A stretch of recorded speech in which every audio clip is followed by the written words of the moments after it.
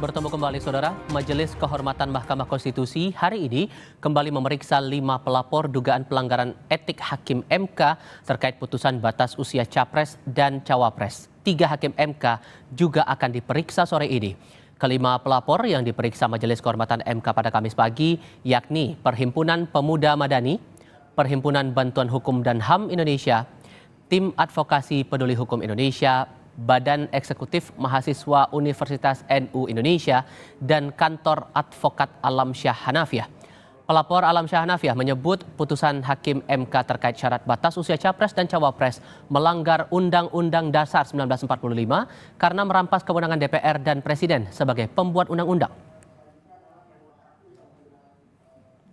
Dalam amar putusan Hakim Konstitusi itu, dia melanggar Konstitusi Undang-Undang 45. Jadi Mahkamah Konstitusi bertentangan dengan Konstitusi. Itu yang kita dalilkan tadi. Karena itu Hakim Konstitusi membuat aturan sendiri, mengambil alih kewenangan Presiden dan DPR.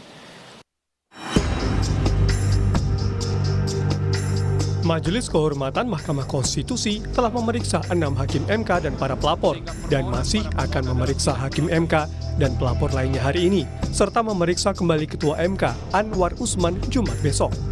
Ketua MK Jimli Asidiki menyebut MK telah mengantongi bukti lengkap dugaan pelanggaran etik Hakim MK.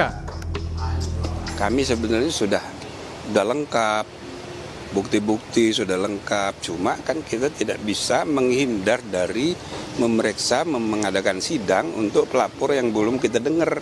Siapa tahu ada hal-hal baru seperti tadi muncul hal baru, mereka menuduh ada kebohongan, nah misalnya gitu. Terkait pertanyaan publik apakah putusan MK bisa membatalkan putusan MK, Jimli mengaku belum yakin sidang etik yang ia pimpin bisa membatalkan putusan gugatan batas usia Capres-Cawapres. Bagaimana Anda meyakinkan lembaga penegak kode etik ngurusi perilaku para hakim lalu membatalkan putusan? Itu bagaimana? Saya sih mau aja, ya kan? Tapi kalau ngawur-ngawur hal sekedar emosi, sekedar ya kan nggak bisa. Jadi kalau Anda tanya apa saya udah yakin? Saya belum yakin. Dari Profesor Denny sudah paling logis itu, Profesor cuma saya belum yakin. Jadi kita ini ditugasi menegakkan kode etik perilaku hakim, kok kita disuruh menilai putusan MK itu bagaimana? Pelapor lainnya, Forum Guru Besar yang tergabung dalam Constitutional and Administrative Law Society atau CALS berpandangan sidang etik Hakim MK perlu dipercepat untuk segera mengembalikan marwah Mahkamah Konstitusi. Supaya proses ini bisa lebih cepat selesai dan juga bisa lebih cepat mengembalikan marwah Mahkamah Konstitusi, maka harus diselesaikan secara cepat pula karena tidak menutup kemungkinan ada upaya banding. Di sisi lain, kenapa harus cepat juga? Karena masih terkait dengan konflik of interest Ketua Mahkamah Konstitusi dengan salah satu kontestan. Kita ketahui ketika posisinya menjadi tetap status quo, maka di kemudian hari itu kan juga ada potensi untuk penyelesaian sengketa pemilu. Bagaimana kemudian bisa menjaga objektivitas dan juga tidak bias Hakim Konstitusi. Selain telah mengantongi sejumlah bukti kejanggalan putusan batas usia Capres-Cawapres, MK menemukan tambahan 1 masalah terkait Hakim MK, sehingga total ada 11 masalah. Tambahan terbaru yakni pembiaran Ketua MK Anwar Usman untuk ikut memutus perkara yang konflik kepentingan. Tim Liputan Kompas TV. Di lain pihak, Menko Polhukam sekaligus bakal calon wakil presiden Mahfud MD angkat bicara soal kemungkinan Majelis Kehormatan MK mengubah putusan MK mengenai batas usia Capres dan Cawapres. Kata Mahfud, apakah MK bisa mengubah putusan batas usia Capres dan Cawapres yang telah diputuskan MK merupakan kewenangan Ketua MK atau Ketua Majelis Kehormatan MK, Jimli Asidiki. Mahfud lalu menceritakan pengalamannya memecat Ketua MK Akil Mukhtar saat ia bertugas di MKMK. Itu terserah Pak Jimli, kan dia mempunyai wewenang untuk memutus itu sesuai dengan diputuskan oleh itu. Jadi kalau Pak Jemde memutuskan itu ya silakan. Pak, dengan Saya nggak akan ikut campur. Kalau saya sih dulu waktu jadi jadi majelis kehormatan Hakim MK, saya pernah memecat orang ketua MK, Pak Akil Muhtar. Itu dipecat oleh Dewan Etik. Lalu kemana nantinya arah putusan Majelis Kehormatan MK?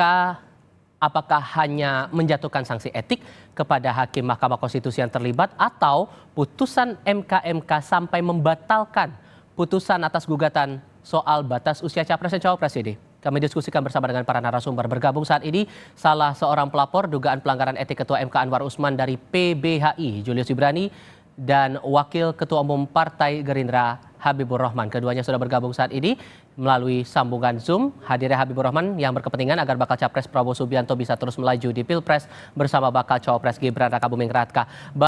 Mas Julius, Bang Habib, selamat sore, apa kabar? Selamat Terima kasih sudah bergabung bersama kami. Saya ke Anda dulu, Mas Julius. Gugatan Anda bersama dengan teman-teman PBHI ini meminta agar ada sanksi terhadap hakim MK atau sekaligus meminta putusan MK soal usia capres-cawapres ini dianggap tidak sah? Betul, jadi saya boleh jelaskan begini. Kami dalam melaporkan itu membagi ke dalam 3 klaster. Pertama soal administrasi, yang kedua juga soal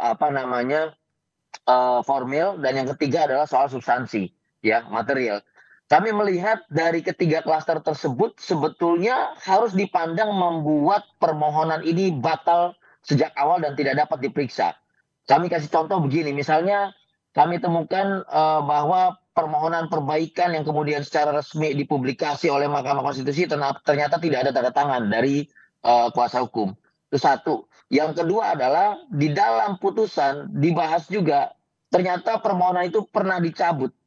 Dan kemudian pembatalan pencabutan itu dikirimkan di hari Sabtu pada saat MK sedang libur. Dalam pembahasan seharusnya menurut PMK, ya, peraturan Mahkamah Konstitusi, itu harus dikeluarkan penetapan, gitu. Harus dikeluarkan penetapan untuk memastikan apakah perkara ini jadi dicabut atau tidak. Itu dulu, gitu. Bahkan di dalam pembacaan putusan kemarin, ya, dalam risalah juga kami persidangan kami baca di sana, si pemohon prinsipalnya langsung juga tidak tahu bahwa permohonannya telah dicabut lalu tidak didaftarkan ulang lagi. Itu. Nah, ini kejanggalan yang memang sifatnya administrasi, tetapi ini mempengaruhi substansi bahwa perkara itu harusnya tidak dapat dibahas lebih lanjut. Itu pertama. Yang kedua adalah soal legal standing tadi, ya. Pemohon tidak mengajukan legal standing terkait dirinya sendiri sehingga tidak terlihat kerugian konstitusionalnya dan dia mengajukan nama Gibran. Nah, yang terakhir adalah ini penting karena berkaitan dengan pasal 17 Undang-Undang Nomor 48 tahun 2009 tentang kekuasaan kehakiman. Di ayat 5-nya ditegaskan bahwa jika ada konflik kepentingan baik langsung ataupun tidak langsung yang mempengaruhi hakim, panitera dan yang lainnya harus mengundurkan diri. Jika tidak, maka apabila ini berpengaruh pada putusan, maka dia harus dipecat dan atau bahkan ada unsur pidana. Nah, sehingga sesungguhnya menurut Anda bahwa Majelis Kehormatan MK ini punya posisi yang kuat untuk bisa membatalkan gugatan, sekalipun kemudian Ketua MK bilangnya tidak yakin itu bisa langsung mengubah putusan MK itu sendiri? Tidak mengubah putusan MK, saya setuju, karena itu mandat konstitusi. Poin yang ingin saya sampaikan tadi begini, jika kemudian penambahan klausa yang tidak diajukan oleh pemohon, yang tidak juga dibahas oleh persidangan, yaitu sedang menduduki jabatan. Karena yang diajukan adalah berpengalaman, kemudian yang dibahas adalah pernah. Ini keduanya post factum, artinya tidak bisa oleh kepala daerah yang sedang menjabat. Tahu-tahu ada penambahan klausa sedang. Sedang ini artinya, Mas, ya, pada saat dia dilantik 1 jam kemudian dia majukan diri sebagai cawapres juga dikatakan sedang. Lalu di mana faktanya? Nah, kami ingin melihat ada relasi antara pelanggaran kode etik ini yang berat yang mempengaruhi substansi putusan. Jadi itu harus dilihat secara berkesinambungan, gitu. Tahan di situ dulu, Mas. Saya ke Bang Habib kalau begitu. Ini kan karena gugatannya tidak hanya menyasar kepada hakim konstitusi, tapi juga masalah putusannya nih Bang Habib. Putusannya ini masih membuka peluang bahwa ini akan digugurkan karena ada gugatan di situ, putusan 90 ini dibatalkan saja.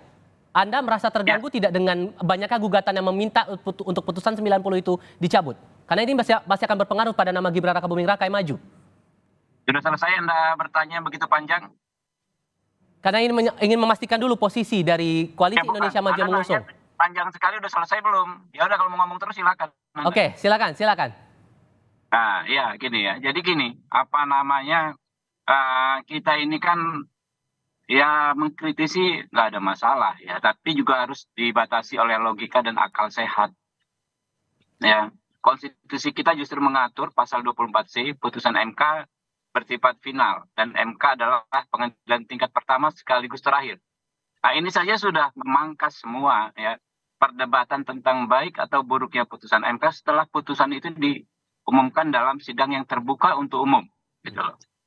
Jadi kalau putusan sudah diumumkan, etikanya dalam dunia hukum itu adalah akhir dari semua perdebatan.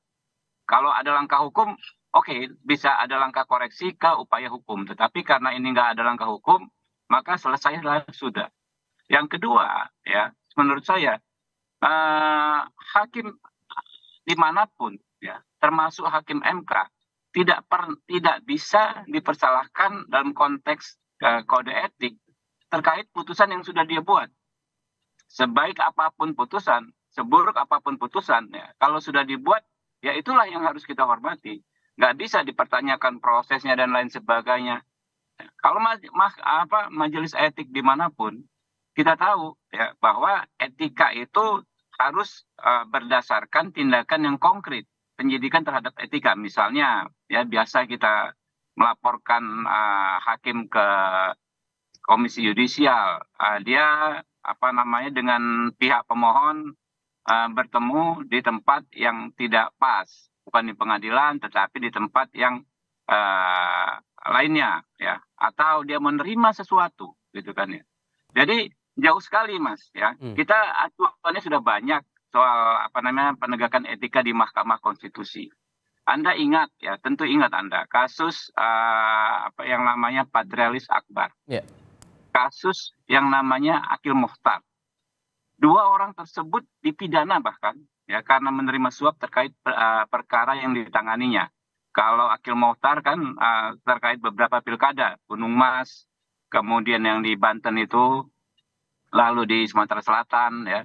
Kalau Patrialis Akbar terkait uji materi Undang-Undang Peternakan dan Kesehatan Hewan. Dua orang tersebut secara sah dan meyakinkan diputus bersalah.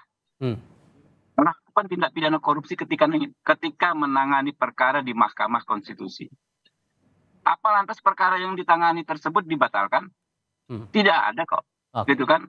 Begitu juga soal misalnya Hakim Konstitusi Arief Hidayat, ya, yang 2 kali ya, Arief Hidayatnya orang ini 2 kali dihukum oleh Dewan Etik ya. Yang pertama soal KTP elektronik, yang kedua soal ketika dia bertemu, ya, disebut bertemu dengan anggota DPR pada saat seleksi untuk terpilih kembali sebagai anggota Hakim Konstitusi. Tidak juga putusan pengangkatan dia sebagai Hakim Konstitusi dibatalkan. Oke, sehingga poinnya maka dari Koalisi Indonesia Maju. Anda tadi bertanya panjang sekali, sekarang silakan singkat saja Pak. Saya potong-potong gitu loh. Ya, sehingga ya kita itu memang sudah sejak awal menyepakati batasan yang jelas antara ruang-ruang penegakan etika ya dengan ruang-ruang penegakan hukum. Itu 2 hal yang nggak bisa dicampur adukan. Makanya kalau masyarakat ya ada pendapat soal kejanggalan, soal tadi lagi bolak-balik Pak Alamsyah tadi dipaket soal open legal policy, ya monggo disampaikan dan di Mahkamah Konstitusi ini, Mas, semua orang ya bisa menyampaikan yang namanya permohonan menjadi pihak terkait. Artinya apa? Bisa intervensi ke dalam perkara yang sedang berjalan. Nah, sepanjang belum diputus, silahkan semua menyampaikan pendapat, menyampaikan bukti. Ada kejanggalan A sampai Z silahkan. Tetapi begitu diputus, maka konsekuensi kita sebagai negara demokrasi, konsekuensi kita sebagai negara hukum, konsekuensi kita memiliki MK sebagai aparatus reformasi, kita hormat gerak. Baik. siap melaksanakan putusan MK tersebut. Oke, kalau sebagai pelapor Bang Julius, Anda masih tetap yakin bahwa putusan 90 itu harus digugurkan dan dianggap tidak sah? Tadi yang saya katakan, makanya saya katakan begini, penting untuk menelisik lebih lanjut apakah pelanggaran etika dan perilaku hakim konstitusi ini oleh Anwar Usman ini yang menjadi dasar dalam mengambil sikap dan putusannya yang kemudian dituangkan ke dalam putusan. Itu yang menjadi titik utama sehingga dapat menjawab persoalan kenapa ada klausa yang tidak diajukan, yang tidak dimohonkan, tidak dibahas, lalu muncul sebagai penambahan, dan itu yang menjadi dasar Gibran Rakabuming bisa menjadi cawapres. Posisinya di situ. Jadi kalau itu menjadi faktor dan itu bisa dibuktikan, dan hanya MK sajalah yang bisa membuktikan karena kaitannya dengan risalah rapat permusyawaratan hakim, itu menjadi bukti bahwa perkara ini, putusan ini itu perlu untuk dinyatakan tidak sah atau bahkan diuji ulang melalui permohonan yang sama ke Mahkamah Konstitusi. Poinnya di situ. Jadi tidak serta-merta, saya juga tidak setuju. Tadi saya katakan konstitusi mengikat, putusan MK final and binding, jelas.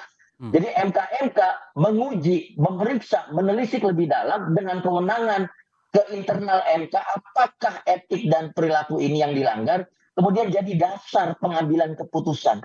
Itu yang perlu kita telisik, dan itu yang kami sampaikan kepada Ketua MK dan anggotanya Prof. Jimli Sidiki, gitu. Bang Habib, walaupun kemudian masih tetap yakin bahwa tidak bisa langsung langsung diputus bahwa putusan 90 ini bisa gugur begitu, tapi di sisi lain dari para penggugat masih mempertanyakan soal profil Anwar Usman yang juga bagian dari keluarga Presiden Joko Widodo. Ditambah Ketua MK masih menemukan beberapa kejanggalan. Dari Gerindra secara partai begitu masih tetap yakin bisa mengusung nama Gibran sekalipun dengan banyaknya dugaan kejanggalan atas putusan 90 itu tadi.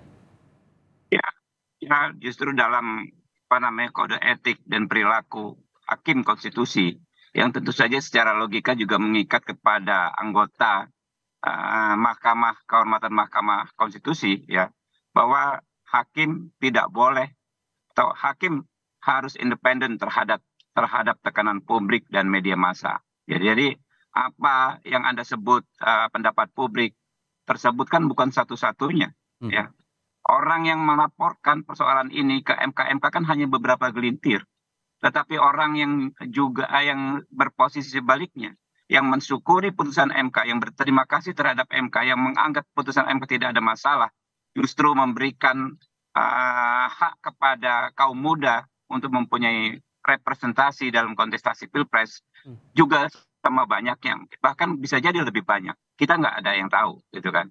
Jadi kami yakin kalau kita masih mendasarkan praktek berhukum kita, praktek berdemokrasi kita pada konstitusi, ya tidak ada celah yang namanya putusan Mahkamah Konstitusi yang diatur di pasal 24C sebagai putusan tingkat pertama dan terakhir, serta berkekuatan hukum final untuk dibatalkan oleh putusan apapun. Ya, tidak ada. Jadi putusan Mahkamah Konstitusi memang harus dilaksanakan. Oke. Baik, terima kasih banyak untuk perspektifnya Bang Habibur Rahman dan Mas Julius sudah dibagikan bersama kami sore ini. Selamat sore semuanya.